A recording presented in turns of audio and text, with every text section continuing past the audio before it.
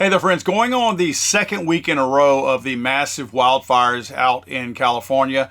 I know that a lot of us probably don't want to talk about that because we feel like a lot of what they've done out there is self-inflicted.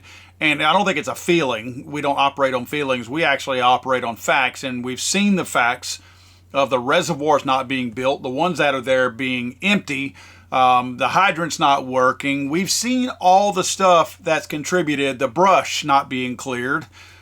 Because of parkland and things like that. I put a video out on that the other day. But it's still dominating the news cycle, partly because it's in a popular city, a second largest city in the country. Obviously, there was at least, if not way more, destruction in the West North Carolina, East Tennessee areas with Hurricane Helene that they're still fighting their way out of, by the way. Trust me, there's no cameras over there showing what's happening over there. But that's not sexy like California. So we're not hearing about that. That's a totally different video, so I'm not going to get off into those weeds just yet. I will be reporting on the people in North Carolina and Tennessee in the next week, though. But nevertheless, this is it's something that's not going away. Plus, the winds are about to kick up again, those Santa Ana winds. So we're about to see likely some more spiking in the stuff that's taking place over there, although I don't know a whole lot else that can be burnt over there that hasn't been burned already. Talk about a controlled burn. We just had one. So that's going to keep things from being able to catch on fire going forward simply because of what's already burned. But one of the things that perplexes me, and this all ties in together, is that after the November 5th election where Donald Trump stomped a mud hole in Kamala Harris, these people still haven't learned their lesson. They're like flabbergasted. The people spoke up loud and clear why they voted for Donald Trump and why they voted against those communist, Marxist thoughts and desires of those wackos on the far left. There was a resounding voice that was heard throughout the country, and it resonated into demographics that it's never resonated in before. People changed their voting habits strictly based on what they were living, not what they were being told, not what they heard, what they were living at that time. And the wackos on the far left, more specifically the politicians and the media, still can't wrap their heads around that. They're flabbergasted. And they're continuing on with the same rhetoric. Check this out. I don't think Americans are making this connection. And the way we can see this in right here and now, take a look at the monthly change in Google searches. Look at the searches for wildfire, up 2,400%. My goodness gracious. This is the most amount of people searching for wildfires ever, going back since Google Trends began back in 2004. But look at climate change. Look at the change. It doesn't go hand in hand with wildfires. It's actually down. It's down 9%. And I also looked in California. There has been no increase in the number of searches for climate change. So the bottom line is this. Americans are definitely interested in learning about these wildfires. They're interested in following the news about the wildfires, but they are not making that connection with climate change. That's the bottom line here. That's Mr. a Berman. really key metric you're looking at there, the connection. Overall, Americans being worried about climate change. What have we seen over time? Yeah, we have seen a lot of extreme weather events over the last few decades, right? Hurricanes, heat waves, wildfires. You might expect that Americans worry about climate change with climate change worry a lot. You go back to 1991, it was 35%. Now, it was a little bit higher in 2007, a little bit higher in 2022. But look at this. In 2023, the last time we have data, 39%. That is not statistically significantly different from this 35% back in 1991. So despite all these extreme weather events, Americans are really no more worried about climate change than they were, what is that, now nearly 35 years ago? I mean, there's just no real trend line here, Mr. Berman. So the question is why? Why? Why are they not really worried a lot about climate change? It might be because they feel like there's not a whole heck of a lot they can do. So climate change, humans contribute a great deal. Again, There's no real trend line here over the last few years. 2019, 49%, 2020, 49%, 2023, 46%, 2024, 45%. That's actually down 4 points from where we were back in 2019. And so less than a majority of Americans believe that humans contribute a great deal to climate change. So the bottom line is that is a big reason why they don't worry a lot. They just don't feel like they can do anything about it. So the trend line is going down, even as scientists say that the intensity of these storms and these conditions are getting worse. Even as the extreme weather goes up, humans are not exactly as worried about climate change as they necessarily once were.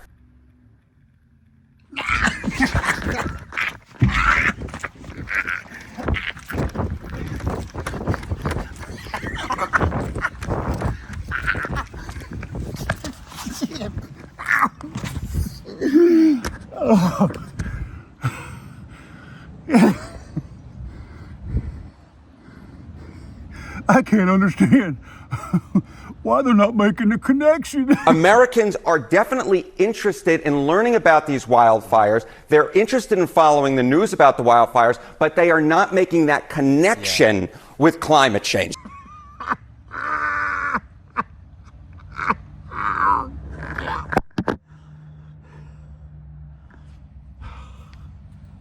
Oh my God. And so less than a majority of Americans believe that humans contribute a great deal to climate change. So the bottom line is that is a big reason why they don't worry a lot. Sorry about that, guys. That really is my reaction when I watch these soy boys over here talk about this stuff. These beta males they're blown away that we don't get it. And not just us, they're blown away that so much of the American populace simply don't agree with them. They're so blown away because their side is used to delivering a message that people grab hold of hook, line, and sinker, and they run with it. And they vomit those lies and misinformation.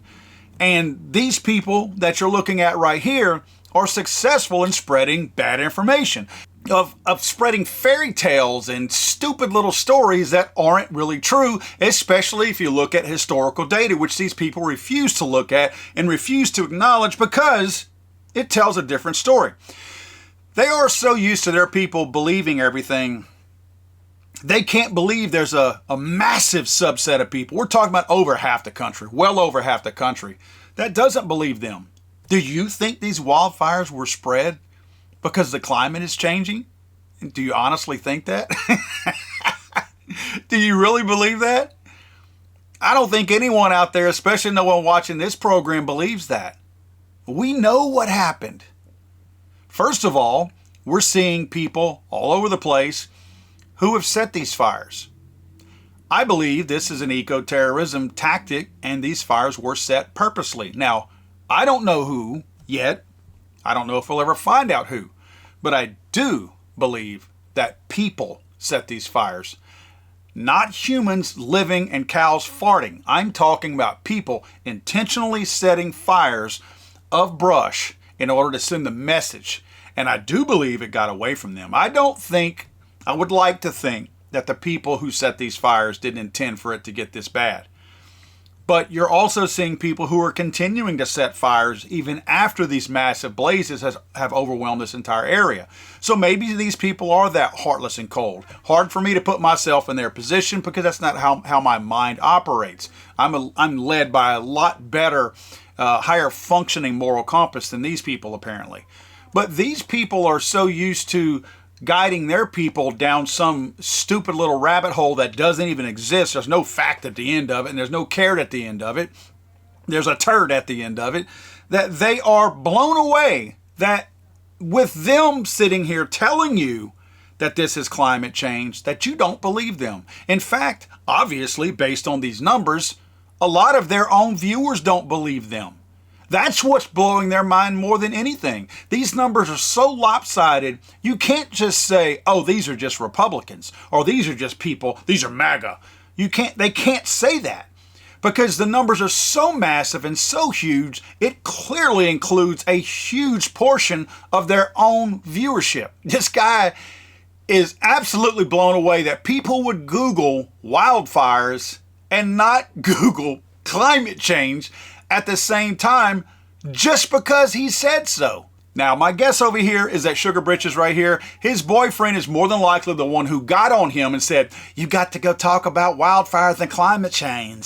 So he probably got pressured into putting this little news report together because it's silly, and to me, it's laughable, pointing back at them. Like, it shows them how tone deaf they are. We just had an election where people spoke out. People agreed with Donald Trump that climate change is a frickin' hoax and a scam and a money-making opportunity, from Joe Biden all the way down to the lowest peon and the green stuff. So these people have lied, and they are blown away that as much money that's been invested in the lie, that average everyday people still do not believe them.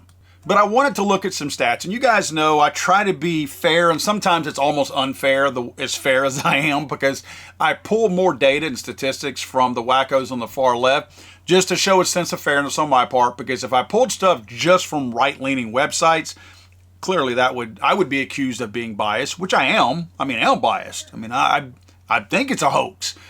But by pulling data from their side, that tells our story. It certainly is a little hard to refute. I found this cute little Yale website, Climate Change Communication. They actually had a story on there called Understanding Pro-Climate Voters in the United States, and this was pretty interesting. I pulled some of their charts out of here. More than 1/3 of registered voters in the U.S. say global warming is very important to their vote and want candidates who support action. Now, this is funny. By the way, guys, this is a 2024. This is only about 6 months ago that these charts were built. But it's funny how they spin these numbers to make it sound like this is a positive, but the headline is a negative. More than 1/3 of registered voters in the U.S. say global warming is very important to their vote. Really? My point to that is only 1/3? So 2/3 think it's bullcrap. This next chart over here, global warming as a voting priority, 2014 to 2024. This is over the last 10 years, obviously. If you look at the top dark blue line, liberal Democrats, the light blue one right before that, moderate conservative Democrats. I honestly did not know there was such a thing.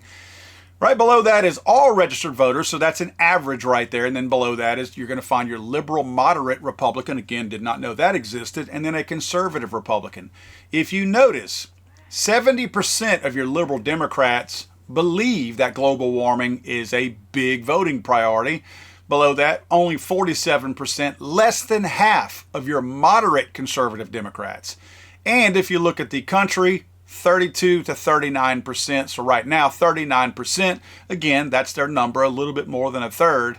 And then you see the people who actually read down at the bottom, only 19% of the liberal moderate Republicans, and only 8% of your conservative Republicans believe that. In other words, they think it's a hoax. I fit into that 8% at the very bottom. Pro-climate voters are more likely than others to talk about and hear about global warming.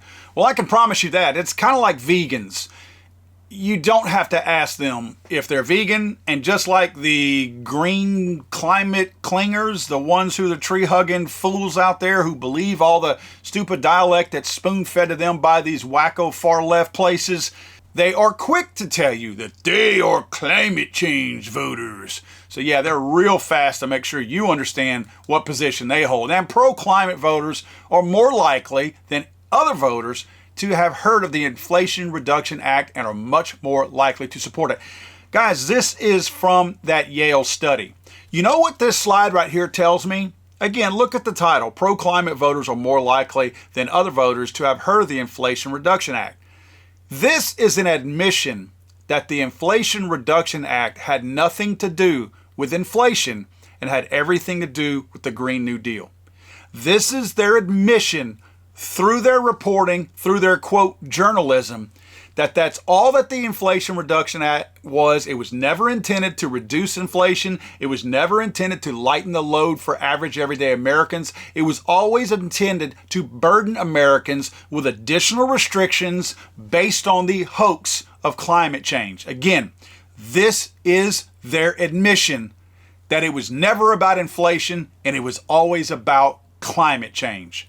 And then finally, this is where they try to gaslight us. Democrats, urban voters, those with bachelor's degrees, and Latino voters are more likely to be pro-climate voters.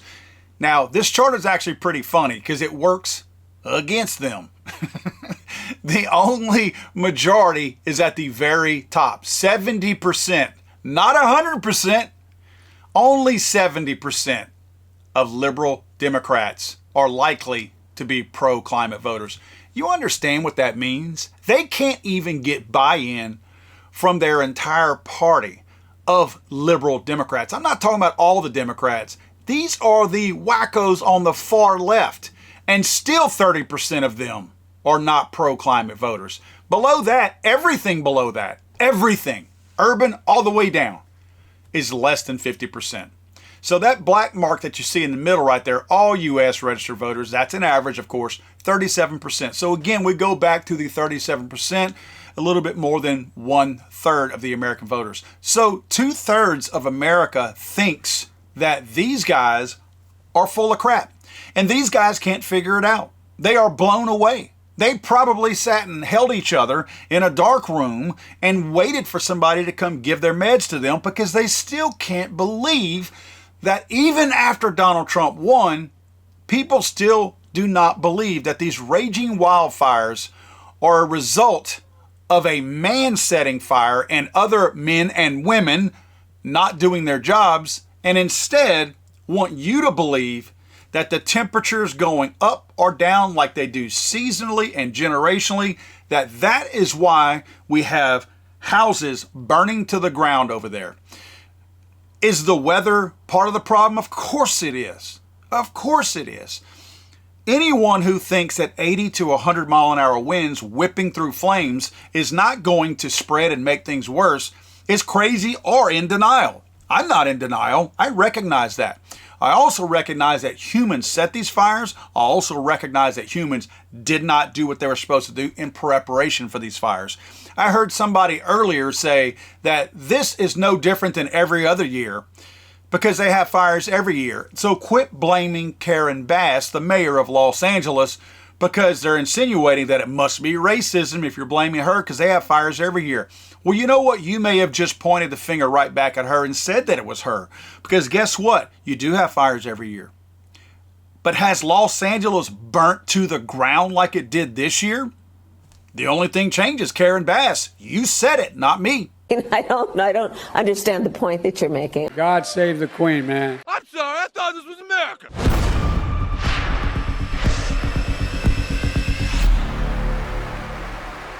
He's over.